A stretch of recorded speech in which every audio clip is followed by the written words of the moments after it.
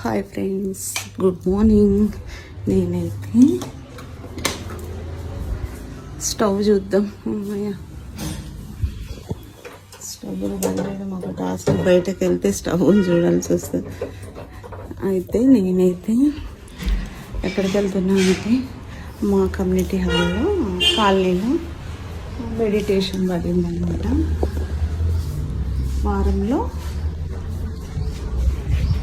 2 రోజులు, Monday Tuesday.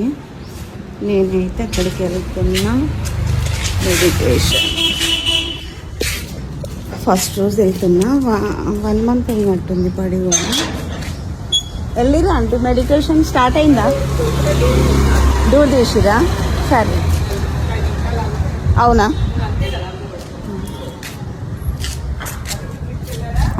వెళ్ళిరా అంటే అయితే ఎదురంటే ఎప్పటి నుండే వెళ్తుంది.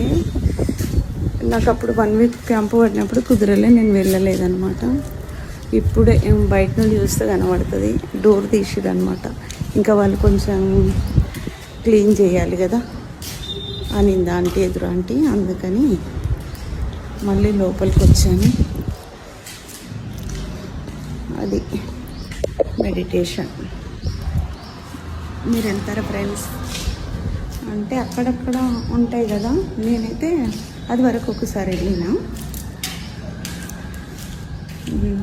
ఎక్కడ ఓం శాంతి దగ్గర, ఓం శాంతిలో ఉంటారు కదా, అక్కడ వెళ్ళిన నేను ఒకరోజు. ఎట్లా ఉంటుంది చూద్దాం ఏందా అని బాగా అనిపించింది. ఇప్పుడు ఇంకా మా కాలనీలో మా ఇంటి వెనకే అనమాట.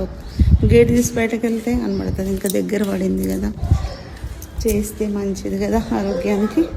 అందుకని నేనైతే వెళ్తున్నా ఫ్రెండ్స్.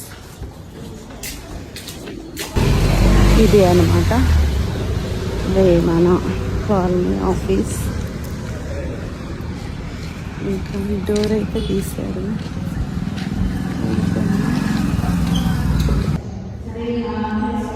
నేనైతే రిజిస్టర్ చేసుకున్నాను,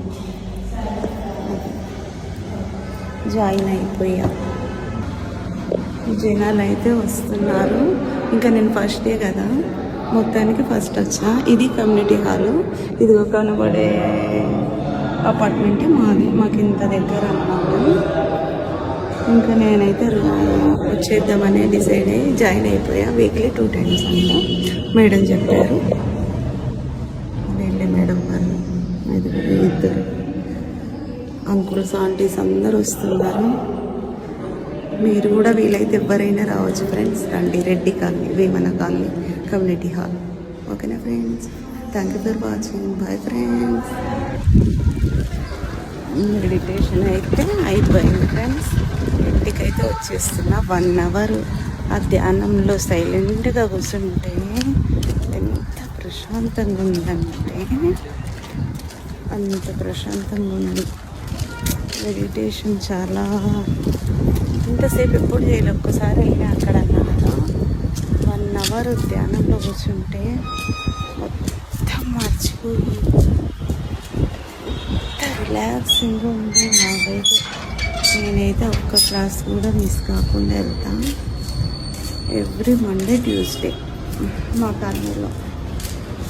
అందులో నుండి ఇంకా నేను బయటకు రాలేదు. బాగుంది మెడిటేషన్. చెప్పేవాళ్ళు కూడా బాగా చెప్తున్నారు.